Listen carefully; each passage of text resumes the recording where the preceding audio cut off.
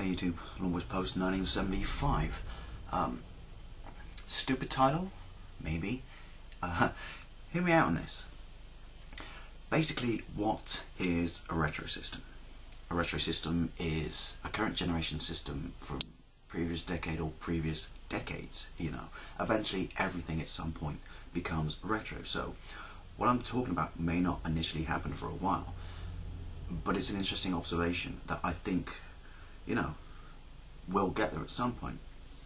Now, by that I mean everyone at the moment, myself included, while we're kind of excited about the next generation of gaming, for the first time ever, I think we're kind of a little bit apprehensive as well. We hear all these rumours flying around, and about, not being able to play used games, how to access online and stuff like that. And maybe they are just rumours or propaganda or scaremongering, but at the same time, as I've always said, I think there's no, smoke without fire. Now, the reason I asked this is, I gave a lift home to someone this morning and they found out that I retro game and retro collect, and they made a joke, but it got me thinking. It was kind of interesting. They said, so I suppose 25 years down the line from now you'll probably have an Xbox 360 again. Sounds a little bit silly, but if you asked me when I was 12 that 20 odd years after that I would have a Mega Drive again, and all the systems that were around at the same time, for the first time, I would have thought you were stupid. Now, as for the Xbox 360 and the PlayStation 3, they're not super reliable, so I don't think there will be working ones around in 25 years.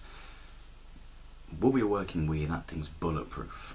But say, and that's got, a retro system written all over it in future generations. But say there are working 360s and PlayStation 3s.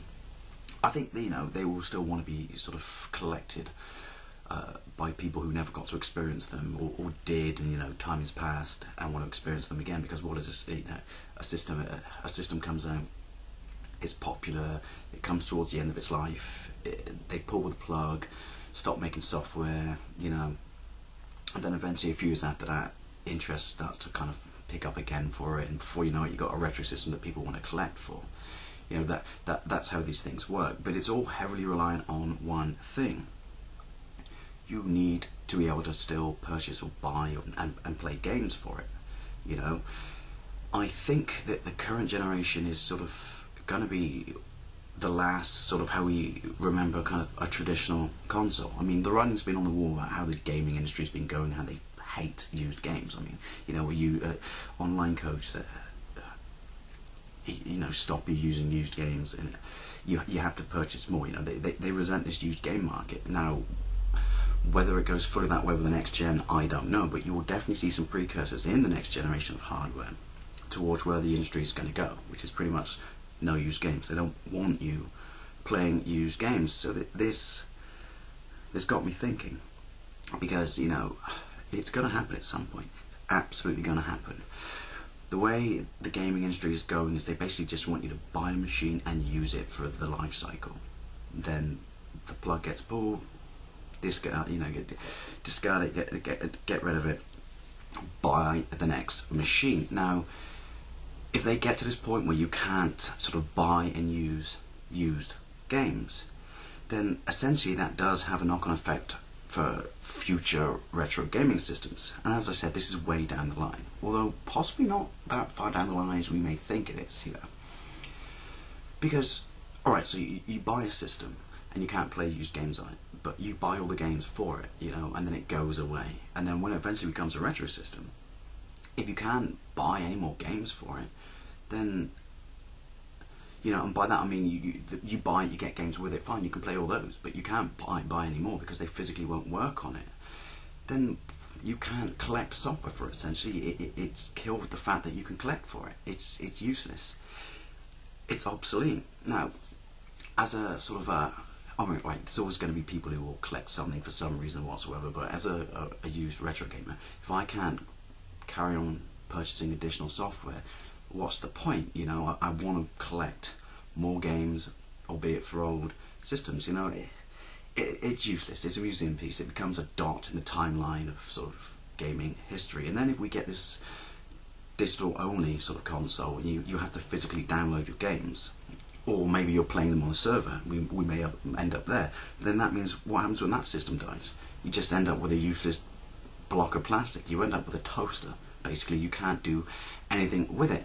And as I said, this got me thinking, because we're going to end up there at that point. Such is the contempt of the the gaming industry, and obviously they are massive and powerful, and we're going to get there. It's going to be buy a console, 5 years, throw it away, buy a new one.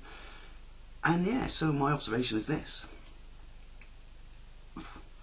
tomorrow's consoles at some point are going to be the retro systems of the future. There will always be, it might be when I'm an old man, but there'll always be generations who, and I think we should do this anyway, because you should preserve, the history of gaming. But yeah,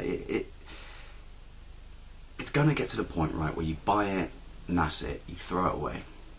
Therefore, if you can't buy used games, you can't use it after its lifespan. You can't retro game for it, And as you said, you may be looking at me just going like, dude, seriously, you're waffling. Well, no, because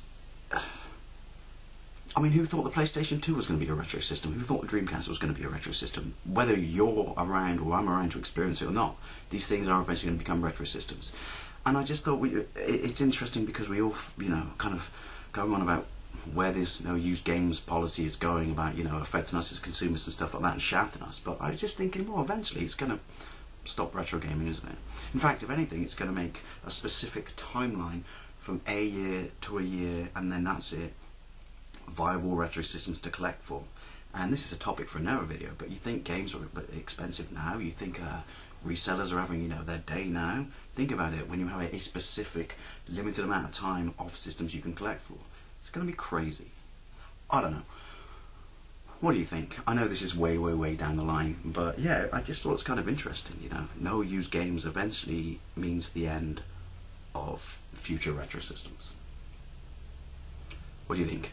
I'll see you there.